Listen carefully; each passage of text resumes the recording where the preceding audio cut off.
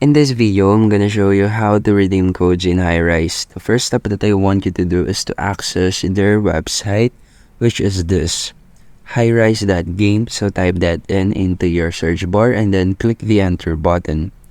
Once you have entered their site, you will see this beautiful interface and the previews of the application, like the home, the create, the news, and explore, and lastly is the play.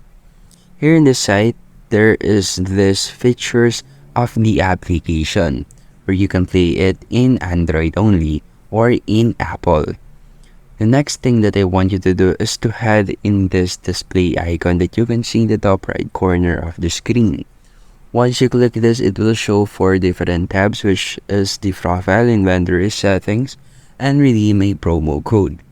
Click the redeem a promo code, and here we have to input the promo code or the redeem code of the Highrise game. So just simply paste it and then click the redeem promo code. Now this promo code will be sent, or the rewards will be sent to your account once this promo code has been validated and confirmed by the system. And that's how you can redeem promo code in Highrise, and thank you for listening.